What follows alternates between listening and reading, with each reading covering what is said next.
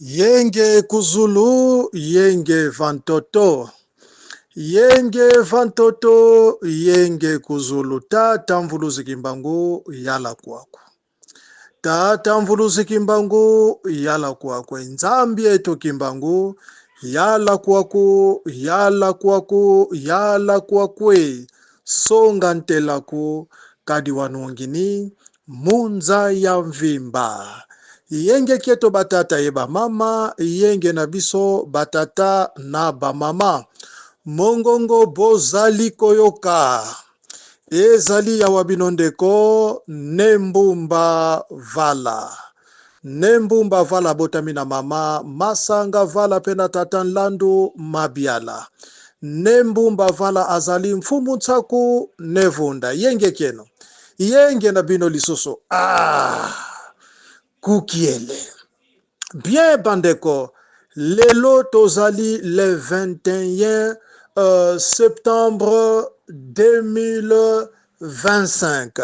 Jour pour jour, tozali kopusanaka vers l'indépendance spirituelle. Kimpwanza kianzole, kimpwanza kiampeve. Bandeko, voilà esika makambo ezali. Bozo komona. Alors bandeko lelo tokotalisa nini parce que lelo ezali lelo e kozala yenge mingi totanga mpwete biso tozali na buku ya kukiele inspiré epai na ye moko le grand esprit Congo Kimbangu. Bozo komona. Oyo ezali livre ya ba chef spiritualité s'il vous plaît. Tozo ko chola bangote, tozo ko seka bangote, kasi oyo yo bandeko, ezali livre ya ndenge mosusu. Ye moko le grand esprit Congo, abimeli mwana na yalobi, non! Ebele pa bebi si misala na ngai. Nde na ye pa na yo, zwa bik, zwa papier, koma oyo nga moko nako dikte yo. Po ekeke oyo na oyo ezali koya babunga lisusu nzela te. Voilà bandeko mayoyo esengeli bo comprendre na buku oyo ya kukiel. Donc oyo tozali kotanga awawa oyo ye moko le grand esprit Congo Nzambe mpeve a Congo le grand esprit Congo yende mutu bandeko apesi yango. Voilà bandeko oyo esengeli to comprendre. Alors lelo tozali le 21 septembre 2025. Nini tokotanga bandeko? Bandeko kukiele. Tolobi boye. Les astrologues sont restés plusieurs siècles à la basse Égypte. La population devient très dense. Une bonne partie voulait progresser vers le centre pour y vivre, mais celle-ci était déjà occupée par les descendants des Seth, provenant de la Haute-Égypte, qui étaient repoussés par les Romains et les Grecs. Le nord de l'Égypte était occupé par les Grecs et les Romains. Ainsi, on se retrouva dans une cohabitation très difficile entre Romains et Grecs, d'une part, et les descendants de Seth ainsi que les Noirs, d'autre part. Chaque peuple voulait imposer sa doctrine pour faire valoir sa civilisation aux plus faibles. Les Grecs et les Romains étaient déjà dans l'occultisme. Le descendant de Seth adorait Horus, Isis et Horus. Donc Horus bandeko ezali avec O-R-I-S. Et Horus mususu bandeko ezali na H-O-R-I-S. Donc voilà où il to comprendre. Les descendants de Seth adoraient Horus, Isis et Horus. Et ils voulaient que leur dieu Horus, Isis et Horus soit accepté par la race noire et devient un sujet d'adoration. Cette tentative a échoué. En Égypte, les Noirs sont restés fidèles avec le Dieu de leurs ancêtres, répondant au nom de Akongo. Car dans l'initiation de Nzila Congo, qui est le chemin de vie, il est interdit à son peuple d'adorer des dieux étrangers. C'est pour cette raison que mur fut bâti entre la race noire et la race blanche. En conséquence, les Noirs, les Noirs se retirèrent petit à petit pour finir par s'installer en Éthiopie, ou Katioka, qui est synonyme de l'Afilika. Les trois mages jumelles, Ntsaku, Mpanzu et Nzinga, nés en Égypte, rendirent l'âme dans ce pays, assassinés le même jour par des soldats grecs et romains qui commirent cet acte suite à un conflit de civilisation. La basse Égypte était occupée par les Noirs. Ils étaient si forts et en avance dans le développement, notamment avec la construction, la construction des pyramides, batiques, poteries, métaux et fresques murailles, etc. Les corps de ces trois mages furent enterrés dans les fameuses tombes à Machaba, dont eux-mêmes furent les promoteurs. Malheureusement, personne n'en parle. Après cette disparition cruelle, les descendants de la première lignée des Noirs, les Bakongo, sortirent d'Engipiti, Égypte, dans la foulée de la première expédition pour l'Éthiopie, tout au début de la préhistoire égyptienne.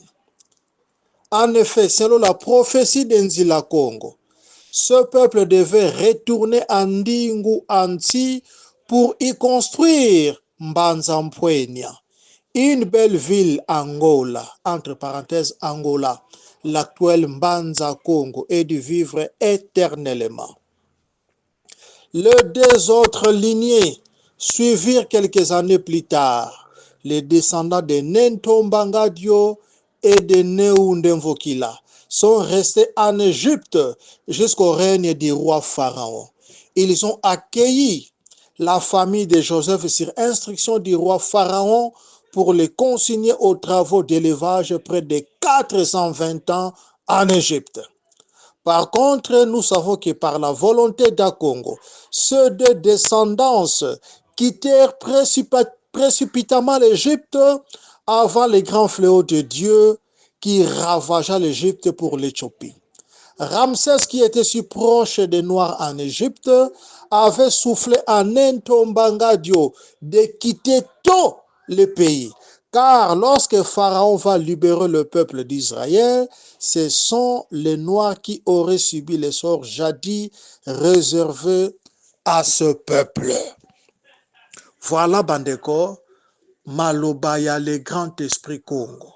Voilà, Bandeko, inspiration, il y a le grand esprit Congo par Ntinu Congo, tuzola na Sakibanza Ngangalele. Yango tango azali koya toujours kotalisa ye, aza koyebisa ye, koma nyonso oyo au profit de mon peuple. Peuple yango nani, Bandeko? Les Noirs. Voilà, Bandeko, la vraie histoire oyo toyo kotalisa bino, tozo kozonga. Bien, Bandeko, yambo tocha commentaire na oyo nyonso tosili kotanga, parce que ezali inspiration ya mutu songolo tompakala te, ezali inspiration ya le grand esprit Congo. Tolobaka tango nyonso, Bandeko, ebandeli soki toyebi te, le reste toko développer na ba erreur. Yango but, Bandeko, principal ya kokiele, corriger les erreurs du passé. Batangisi biso mabe, Bandeko. ezala na ba école ezali toujours la colonisation, ezali mateya ya colonisation. Ezala na bonzambe ezali na kati na Bible, il y a beaucoup d'erreurs. Même biso moko pe bandeko tozali kosala babuku et tobandi kaka bandeko na Egypte tolandi kaka mondele. C'est-à-dire bandeko colonisation eza kokoba kaka ti lelo oyo. Yango moni le grand esprit Congo bandeko asili ko yalobi non. Ndenge wana te ebandeli soki boyebi te suka pe bandeko ekozala mpasi mingi yango zokomona bandeko bitumba partout. Na politique bandeko échec kaka. Pourquoi bandeko kowelana? Na bonzambe pe bandeko échec kaka. Pourquoi nini bandeko kowelana? Sur tous les plans bandeko tozozwa kaka ba échec. Parce que ebandeli soki toyebi te bandeko nyonso tokosala développement kozala kaka ya mpasi et suka pe bandeko kozala kaka contre mur. Voilà oyo esengeli bandeko toyeba. Parce que bandeko mokili oyo kote eza kokende kombo moko kaka ekotikala ya kimbangu soki bozo koyeba te. Donc kombo oyo ya le grand esprit Congo kimbangu bandeko ezali bombe à retardement. Okokota na ba Facebook, na ba TikTok, na ba WhatsApp, na ba YouTube, partout bandeko kokota, c'est le grand esprit Congo. C'est-à-dire bandeko ba kombo nyonso toyebaki ekozala expiré. Yango yalbeta solo ngunza una ya lenza. Tata kimbango bandeko azali ngunza. Tata kimbango bandeko azali mvuluzi. Tata kimbango bandeko azali le Saint-Esprit. Voilà les trois casquettes bandeko ndenge amimonisi na buku ya kukiel. Donc nyonso bandeko yewana, c'est-à-dire nzambe. Olinga te bandeko oyo ya lobi bandeko etikali ndenge wana. Ata oyo bandako discuter no banda tongo tipo kwa bandeko etikali ndenge wana. Eye moko bandeko ako se manifester na ye. Minoko nyonso tozali kotia na kati na ba réseaux sociaux ekosila na yango. Parce que soki bandeko amimonisi ekozala opesi mbwa aboyi. Yango alobi mangengenge. Bozongi ya bonzambe nanzela bonkoko. Eba mpangi muntu kuti nave parce que akomi monisa grandeur na ebandeko ekomonisama. Tolinga te bandeko yala ke yala epa na biso yala ke yala sute mu yala ngina, c'est-à-dire bandeko aza ko régner déjà. Ba kombo nyonso toyebaki ba maître nyonso boyebaki bandeko na kati na mokili oyo nyonso na bandeko ezali expiré. Tous les fondements bandeko seront ébranlés. Toko tikala kaka na kombo ya kimbangu. Yango alobi trône na ye likolo ya ngomba ya mangengenge. Bampangi. Makambo tozo kotalisa bino bandeko ezali ba fiction te. Yango tolobi bandeko soki bo mesana na ba aventure entre bino bandeko bo silisa ngo kuna. Soko yena kokiele zala attentif parce que ezali ye moko. Soki botali bie bandeko kombo moko kaka ekotikala. Yango tolobi kombo oyo ya kimbangu ezali bombe à retardement. Tosala très attention. Bino boko chaka tembe bandeko na kombo oyo bokeba. Bampangi. Ngunza una ya lenza. Ngunza ngo nani ezali ye moko. Yango na buka kokela lobi non le roi du vin oyo batu baza kowela kuna ezali ngai moko kimbango nde nakopona mopona minangai. Je serai moi-même le représentant de ces rois. Bampangi. Bino bo kansi ezali roi na mutazo ko agir non ezali ye moko le roi du vin azali kati na roi wana aza ko agir. Voilà la compréhension facile. Parce que mututu aza kowela titre ya roi du vin. Mais roi du vin bandeko physiquement comme ça il faut zala na lignée wana. Est-ce que na aligné ya kinkumu? Non. Et na kati na famille na bandeko nani azala roi? Personne. Et si ko bandeko bozoko wela pona nini? Je serai moi-même les représentants de ces rois. C'est-à-dire bandeko mutu wana il faut azala nanu roi. Ki royauté bandeko ndenge tolobi ezalaka na makila. Bampange. Bo welaka yango te soki nzamba atalisi bino te ezalaka yenge te. Parce que na heure ya ba preuve, na heure ya exercice bandeko, woko sotoka. Ozoko mono. Tozalaka prudent na makambo. Bongele meso mwene. Donc bandeko kombo moko kaka ekotikala na kati na mokili oyo ya kimbangu.